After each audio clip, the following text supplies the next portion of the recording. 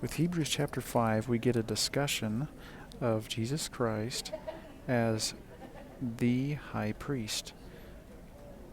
Now, this idea of him being the high priest and a discussion of high priests in general begins actually in chapter 2 of Hebrews, and this thread moves all the way through the book, all the way to chapter 13. In fact, the only chapters that don't use the term high priest are chapters 1, 11, and 12, and in every other chapter it's discussed in some way.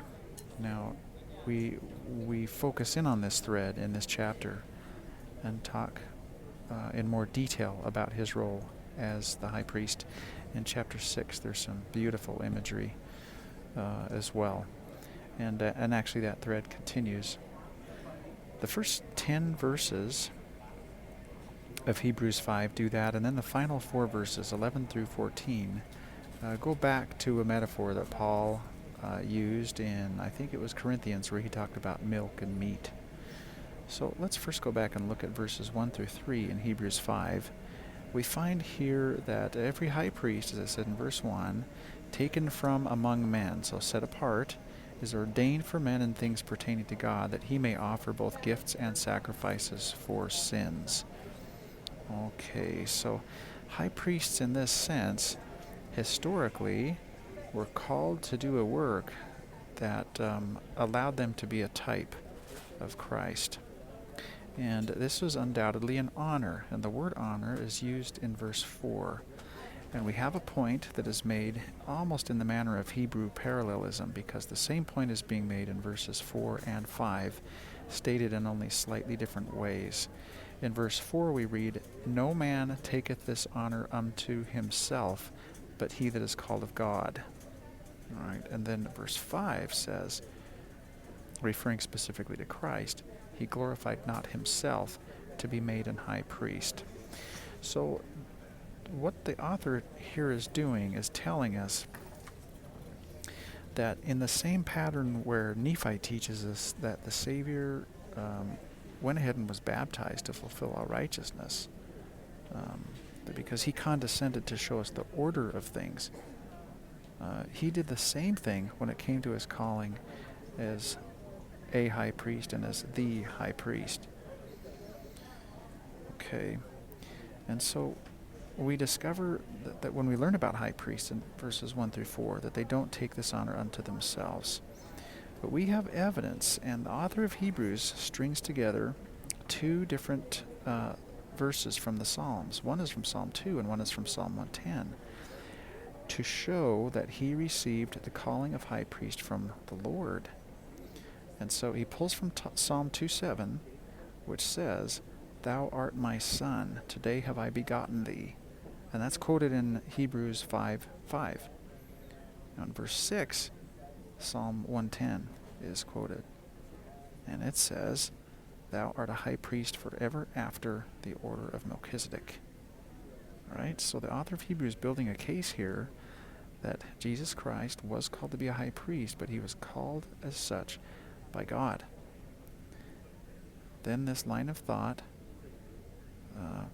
climaxes in verses 9 and 10, where it says, "And being made perfect, he became the author of eternal salvation unto all them that obey him."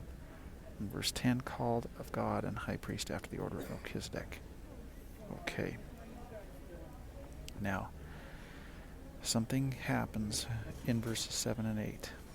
So between this time where we learn from the Psalms that he's called after the order of Melchizedek, and verse 10 confirms that he has to pass through something in order to become the great high priest that, as is implied in chapter 2, can take all of us on his shoulders. And that reads like this in verse 7, "Who in the days of his flesh, when he had offered up prayers and supplications with strong crying and tears unto him, that was able to save him from death, and was heard in that he feared." Okay, so strong crying and tears unto him that was able to save him from death. The Savior constantly bore the burden of the world in some interesting ways, because he created it, but its purpose would be thwarted if he ever made a misstep and if he didn't follow through with his mission. This is somewhat reminiscent of the statement in Matthew 26, "Let this cup pass from me, nevertheless not as I will, but as thou wilt." And that statement was made in Gethsemane. Then we read this statement in verse 8, "Though he were a son, yet learned he obedience by the things which he suffered." Now I'm going to take those two statements and break them apart. "Yet he learned obedience" is kind of a striking comment, that the Savior of the world, who walked on the earth as the Messiah and as the Son of God, learned obedience or exercised obedience. Now, one thing before moving deeper into that subject that's important to note is that verses 7 and 8 have kind of a dual application, and they could apply to Melchizedek as well. So with regard to the Savior's obedience, there's a beautiful quote by James E. Faust that I want to read.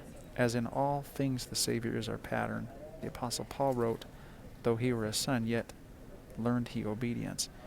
In our own finite way, we too can learn obedience even as Christ did. When obedience becomes our goal, it is no longer an irritation. Instead of a stumbling block, it becomes a building block." All right, so then the other statement, obedience by the things which he suffered. So let me read some commentary on that from Harold B. Lee. "There is a refining process that comes through suffering, I think, that we can't experience any other way than by suffering. We draw closer to him who gave his life that man might be. We feel a kinship that we have never felt before. We suffered more than we can ever imagine. But to the extent that we've suffered, somehow it seems to have the effect of drawing us closer to the divine, perhaps to purify our souls, and perhaps to purge out the things that are not pleasing in the sight of the Lord."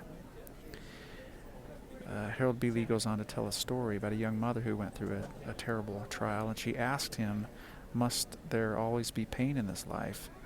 And his response to her was, I suppose the answer is yes. There must always be pain in this life of travail and sorrow, and there is a purpose in it all." All right, so there's much that can be said about both obedience and suffering, and learning obedience through suffering. But this statement in verse 9 says, "And being made perfect, he became the author of eternal salvation." It's interesting to think of Jesus as the Word. He calls himself the Word in the book of John. And he is the Word. He's the Word of power. No one else could be the author in quite the same way. And it's interesting how there's a convergence between his role as the Word and as the author of eternal salvation. Now, this idea that he was called of God and high priest after the order of Melchizedek in verse 10, this concept is something we'll refer back to several times as we move through the remainder of Hebrews. One quick comment too about this is that this order, as I mentioned before, when the Savior condescended to be baptized and to receive the priesthood, he did this to show us the way and to show us the order. And that this seems consistent throughout all dispensations. And Boyd K. Packer taught that the priesthood cannot be conferred like a diploma. It cannot be handled to you as a certificate. It cannot be delivered to you as a message or sent to you in a letter. It comes only by a proper ordination. So this idea that in the previous verse we just talked about the author. I referred to Jesus as the Word, but we also need the power. We need the authority that comes from his cleansing. Okay, the final four verses have a theme that harken back to 1 Corinthians 3:2 about the milk versus meat metaphor. I'm going to read these out. Verse 11, "Of whom we have many things to say and hard to be uttered, seeing ye are dull of hearing." Now, that sounds like a pejorative, dull of hearing. But I think really there's some mercy or some understanding in that statement, because it has a similar spirit, I believe, to section 50, verse 40 of the Doctrine and Covenants that says, "Ye are little children, and ye cannot bear all things now. ye must grow in grace and in the knowledge of truth. So I think that's the sense in which they were dull of hearing, because I think saints are being talked to here, and they're not being shrouded in the ignorance of sin in quite the same way. They're just little children who can't bear all things now. Now, there's more evidence of this in the following 3 verses, which read, For when, for the time ye ought to be teachers, ye have need that one teach you again to be the first principles of the oracles of God. I like that phrase, first principles of the oracles of God, and are become such as have need of milk, and not of strong meat. For everyone that useth milk is unskillful in the word of righteousness, for he is a babe. But strong meat belongeth to them that are of full age, even those who by reason of use have their senses exercised to discern both good and evil.